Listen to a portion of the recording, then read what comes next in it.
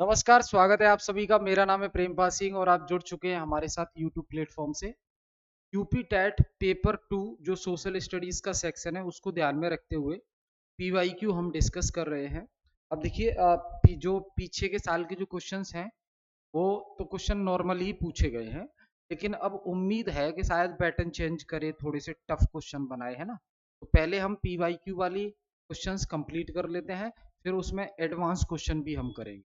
ठीक है, जो प्रोबेबल क्वेश्चन है कि हाँ ऐसे भी आ सकते हैं। ठीक है, चलो पहला क्वेश्चन आपके सामने है, देखो। The tropic of cancer passes through how many Indian states. जो ट्रॉपिक ऑफ कैंसर है यानी कि कर्क रेखा भारत के कितने राज्यों से होकर गुजरती है? भारत के कितने राज्यों से होकर गुजरती है? यहां देखेंगे आप, जैसे ये तो हो गया भूमध्य रेखा, इक्वेटर। ये क्या है? भूमध्य रेखा, 0 डिग्री वाली लाइन है ये। और इसके बाद जो है वो है 23.5 डिग्री, 23.5 डिग्री नॉर्थ। इसी को हम कह रहे हैं क्या? कर्क रेखा। इसी को बोल रहे हैं कर्क रेखा। ठीक है जी। तो आपसे सवाल ये पूछा गया है कि कर्क रेखा भारत के कितने राज्यों से होकर गुजरती है। तो यहाँ पे देखो, इंडिया जैसे यहाँ पे है, ठीक। तो ये 8 राज्यों से होकर गुजरती। टोटल कितने 8 राज्य हैं जिनसे ये ट्रॉपिक ऑफ कैंसर पास होती है। अब इसके लिए मैंने आपको शायद पिछली क्लास में भी बताया था, एक ट्रिक याद रखेंगे आप। मित्र पर गमछा, मित्र पर गमछा और झार, मित्र पर गमछा झार। ये ट्रिक बताई थी मैंने आपको, है ना। तो देखो, 1 2 3 4 5 6 7 8, 8। तो एम से हो गया क्या? मिजोरम, मिजोरम। और टी से हो गया त्रिपुरा, प से हो गया पश्चिम बंगाल,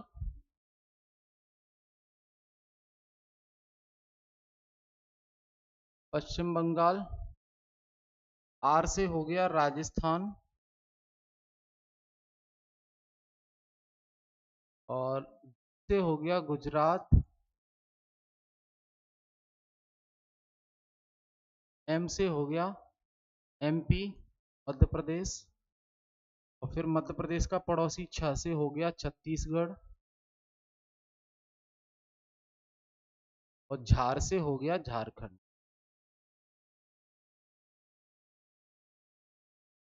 झारखंड। तो ये रहे 8 राज्य जिनसे ट्रॉपिक ऑफ कैंसर पास होती है। ठीक है, अगला क्वेश्चन आपकी स्क्रीन पर है, देखिए। अगला क्वेश्चन क्या कह रहा है?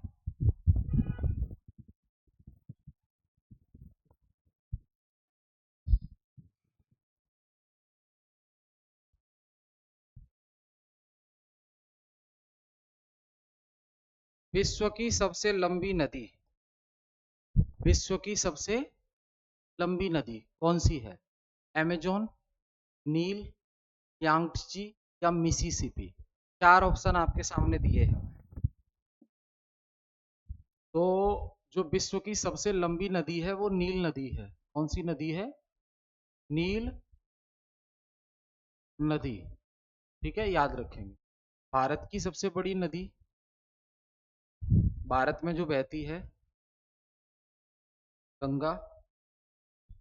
और कहाँ से निकलती है? गंगोत्री ग्लेशियर से। और एक नदी सुनते हैं आप, ब्रह्मपुत्र, ब्रह्मपुत्र। ये कहाँ से? तिब्बत के पठार से निकलती है, तिब्बत से निकलती है। और वहां पे इसको क्या कहा जाता है? सांगपो रिवर कहा जाता है, सांगपो रिवर। भारत में आके ये बांग्लादेश में आती है, तब जमुना कहते हैं। इंडिया में जमुना। और फिर गंगा के साथ मिलकर और पश्चिम बे ऑफ बंगाल में गिर जाती है। ठीक है, अगला प्रश्न देखेंगे आप।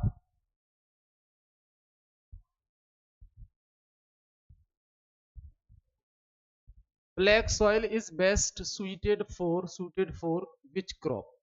जो काली मिट्टी है किस फसल के लिए उपयुक्त मानी जाती है? राइस, व्हीट, कॉटन और शुगर केन।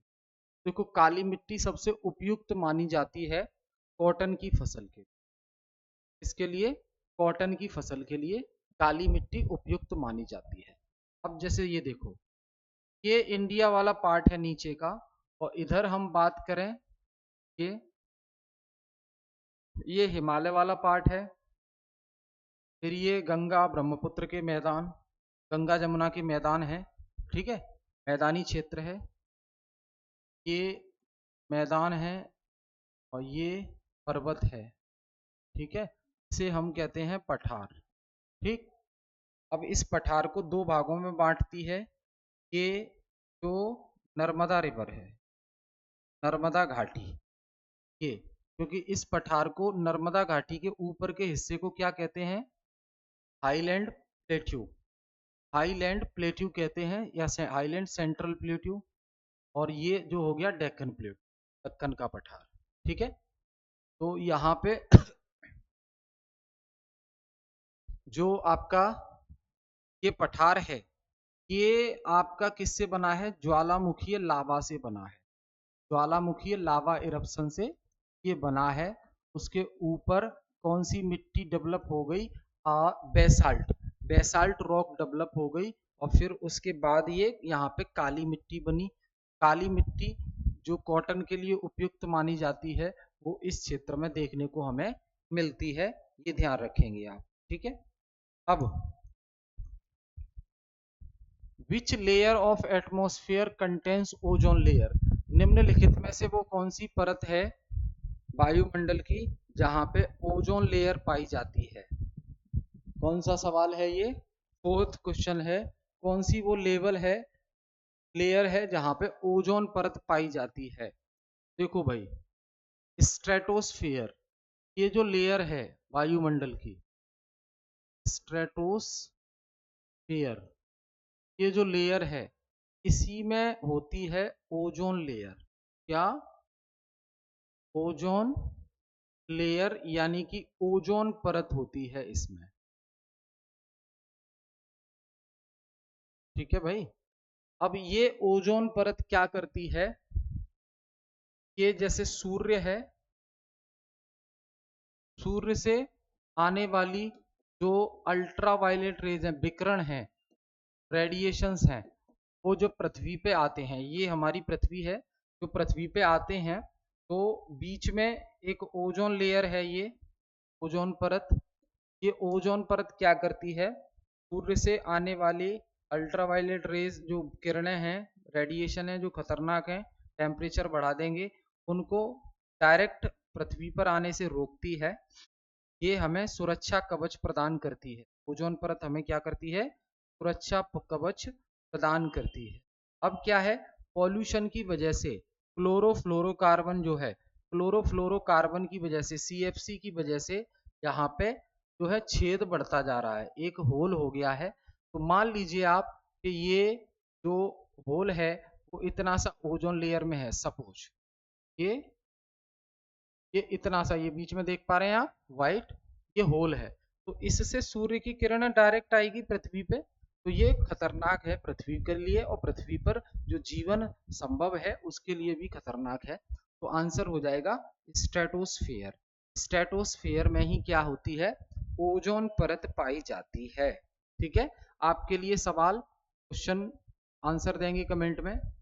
जो क्लाउड्स बनते हैं, बादल जो बनते हैं, वो कौन सी परत में बनते हैं? वायुमंडल की कौन सी परत में बादलों का निर्माण होता है?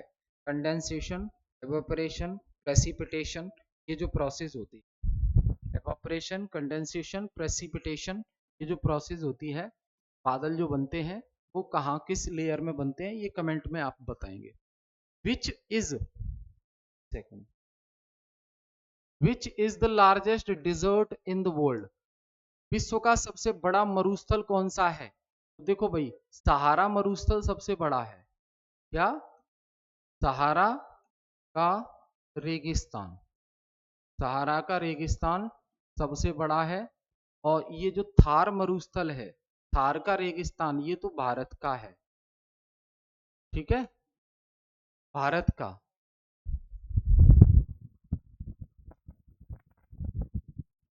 तो ये ध्यान रखेंगे, आपका आंसर हो जाएगा फिफ्थ क्वेश्चन का सहारा डिजर्ट आंसर हो जाएगा, ठीक है। चलिए आगे बात करें हम।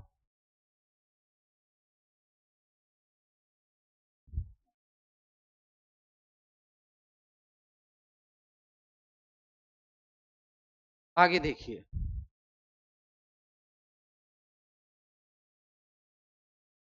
भारत में मानसून का कारण क्या है? Rotation of earth, pressure differences, या ओशियन करंट, या वोल्केनोस। अब हमें बताना है कि भारत में जो मानसून आते हैं उनके पीछे क्या कारण है। तो भाई रोटेशन ऑफ जो अर्थ है, यानी कि अर्थ जो रोटेट करती है अपने एक्सिस पर, अपने एक्सिस पर रोटेट करती है, उसकी वजह से तो पृथ्वी पर दिन और रात होते हैं, मौसम का कोई वो नहीं है, दिन और रात होते हैं रोटेशन की वजह से। ओशियन करंट की वजह से क्या है, ये समुद्र में जो तूफान आते हैं वो वॉल्केनोज की वजह से क्या है, तो ये तो भैया ज्वालामुखी विस्फोट होगा, ज्वालामुखी विस्फोट होता है। अब ज्वालामुखी विस्फोट ये आपका क्या है, इसकी वजह से जो पृथ्वी की सतह है उस पर अलग अलग परिवर्तन देखने को मिलते हैं।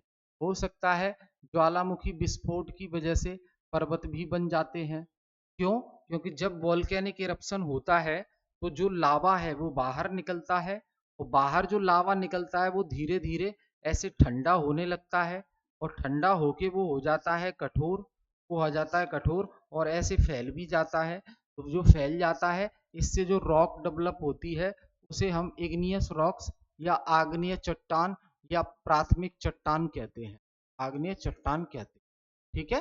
इसका उदाहरण बेसाल्ट है, इसका उदाहरण क्या है, बेसाल्ट। तो ये पर्वतों का निर्माण हो सकता है, रॉक का निर्माण हो सकता है, पृथ्वी का जो स्थल है उसमें परिवर्तन आ सकता है, तो ये सारी चीजें।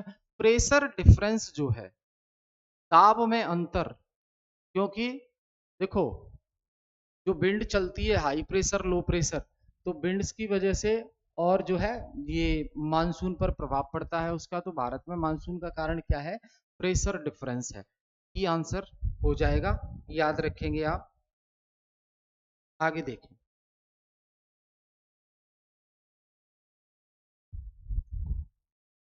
भारत में चाय का सबसे बड़ा उत्पादक राज्य कौन सा है? असम, केरला, पंजाब, बिहार। अब बिहार तो नहीं है, बिहार में ध्यान रखना मखाना बोर्ड इस्टेब्लिश किया गया है बिहार में, मखाना बोर्ड। पंजाब गेहूं के लिए जाना जाता है, केरला शिक्षा के लिए जानी जाती है, असम ये चाय के लिए जाना जाता है, ठीक है।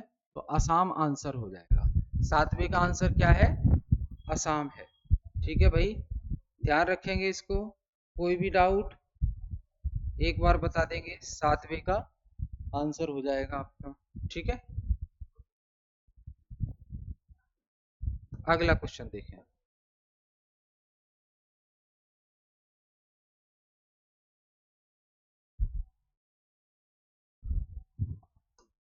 अगला क्वेश्चन देखिए,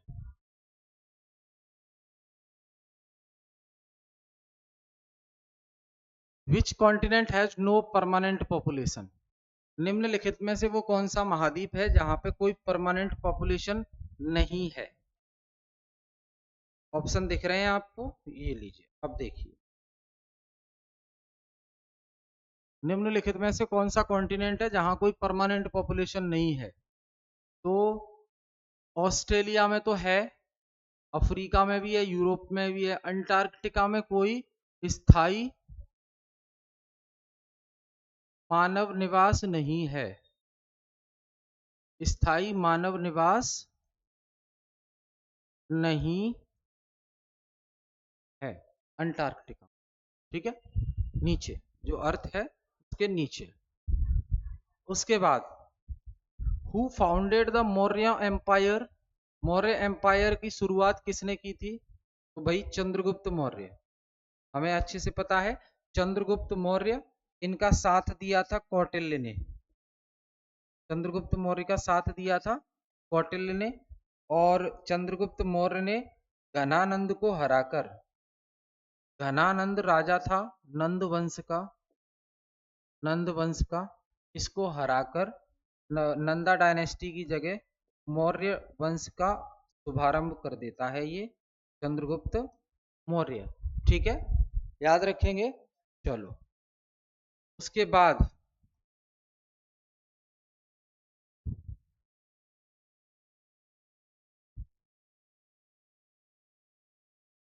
आगे देखें।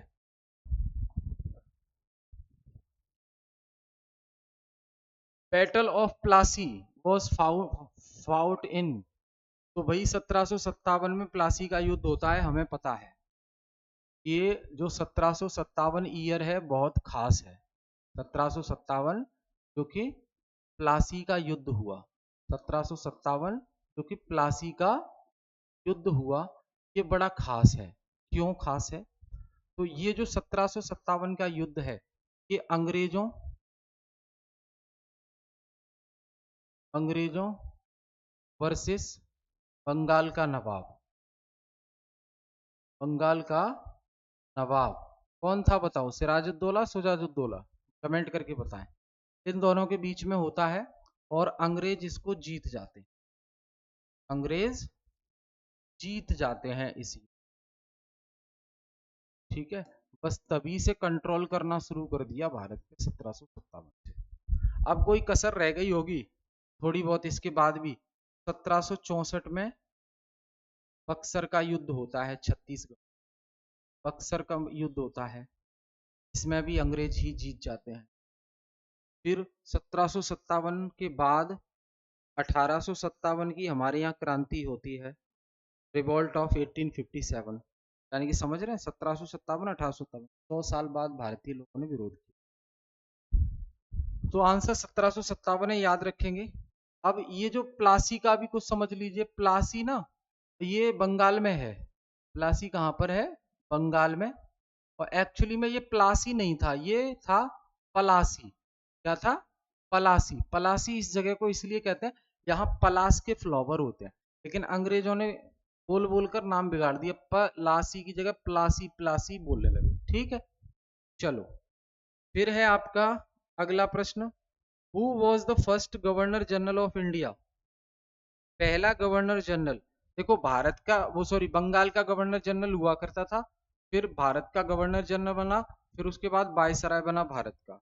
तो Warren hoisting, Warren hoisting was the first governor general of India, याद रखेंगे इसको।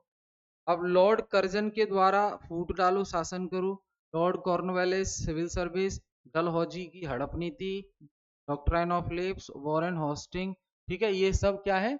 गवर्नर जनरल याद रखने हैं आपको। आगे हम बात करें, 12वां प्रश्न आइए।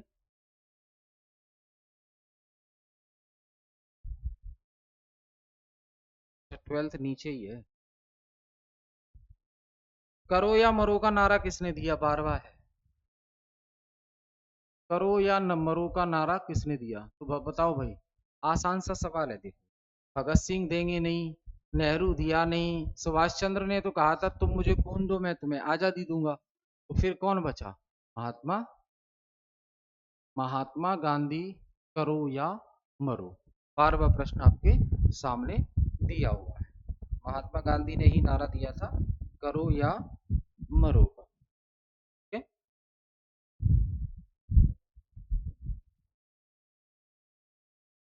महात्मा गांधी की आत्मकथा का नाम क्या है? वो भी बता दो लगे हाथ। महात्मा गांधी की जो आत्मकथा है, ऑटोबायोग्राफी, वो है my experiments with truth, my experiment with truth, ठीक है, सत्य के साथ मेरे प्रयोग। इनके आश्रम टॉलस्टॉय फार्म अफ्रीका, ये इनका आश्रम था। और फिर साबरमती आश्रम गुजरात वाला, ये इनके द्वारा बनाया गया था। ठीक है। महात्मा गांधी के द्वारा भारत छोड़ो आंदोलन,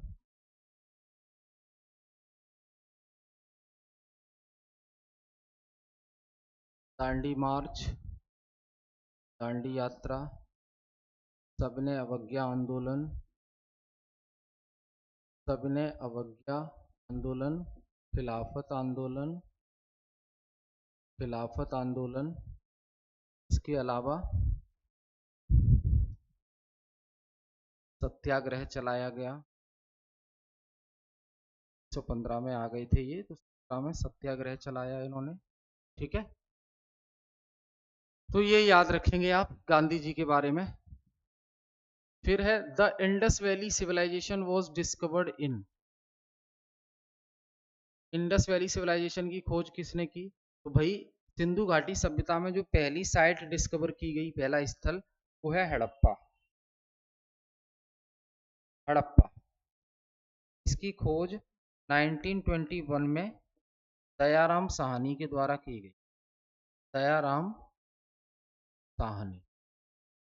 ठीक है, ध्यान रखेंगे। सिंधु घाटी सभ्यता की पहली साइट हड़प्पा है, इसलिए सिंधु घाटी सभ्यता को हड़प्पा सभ्यता भी कहा जाता। सिंधु घाटी सभ्यता को हड़प्पा सभ्यता भी कहा जाता है, ये याद रखेंगे आप। क्लियर है? बताओ भाई, आगे देखो।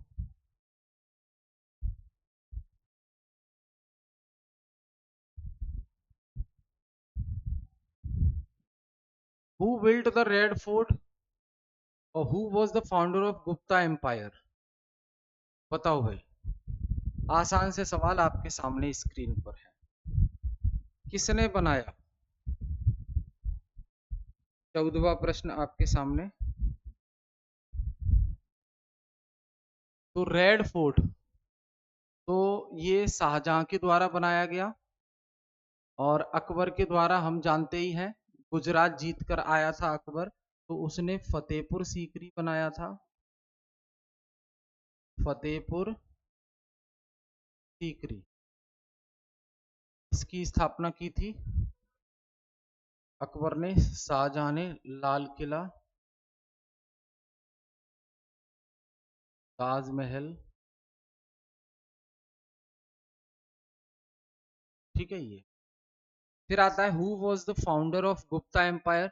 अब जो मौर्यन एम्पायर चला, मौर्य एम्पायर के बाद गुप्ता एम्पायर आता है। गुप्ता एम्पायर की शुरुआत चंद्रगुप्त प्रथम ने की। गुप्ता एम्पायर की शुरुआत किसने की? चंद्रगुप्त प्रथम ने की। ठीक है, आगे देखिए। Permanent settlement was introduced by. स्थायी बंदोबस्त किसने लागू किया? जल्दी से बताएं। स्थायी बंदोबस्त किसने लागू किया? 16वां प्रश्न है।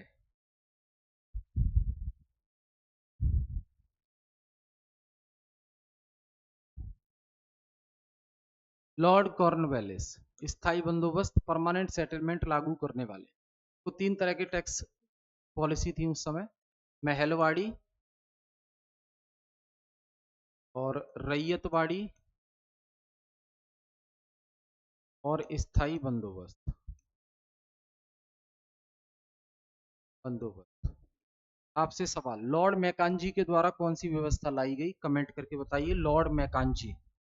17वां। How many fundamental rights are there in currently? तो अभी तो भाई 6 फंडामेंटल राइट है। कितने हैं? 6। नाम याद है आपको? देखो, right to equality, right to equality, ये आपके आर्टिकल 14 से लेके 18 तक है। फिर है right to freedom, right to freedom, स्वतंत्रता का अधिकार, 19, 20, 21, 22 तक है। फिर है right against exploitation, against exploitation, शोषण के विरुद्ध अधिकार 23 और 24। उसके बाद धार्मिक स्वतंत्रता का अधिकार, धार्मिक स्वतंत्रता का अधिकार ये आपका 25 से लेकर 28 तक। फिर हैं आपके सांस्कृतिक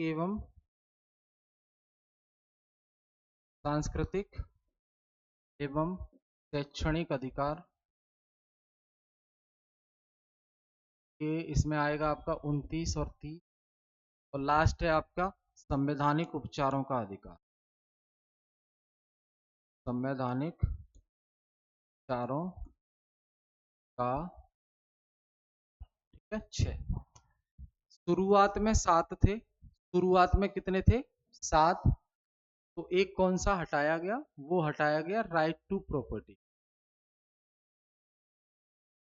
Right to property was removed from the list of fundamental right by 44th amendment in 1978। ठीक है? और राइट टू प्रॉपर्टी को फंडामेंटल राइट की लिस्ट में से रिमूव करके कहाँ भेज दिया? Under article 300A। और अब ये बन गया है लीगल राइट, लीगल राइट बन गया। समझ गए? क्लियर है? तो दोस्त ये डिस्कस किए हमने क्वेश्चंस। हम फिर मिलेंगे नेक्स्ट क्लास में, जुड़े रहिए हमारे साथ। तब तक के लिए बहुत बहुत धन्यवाद।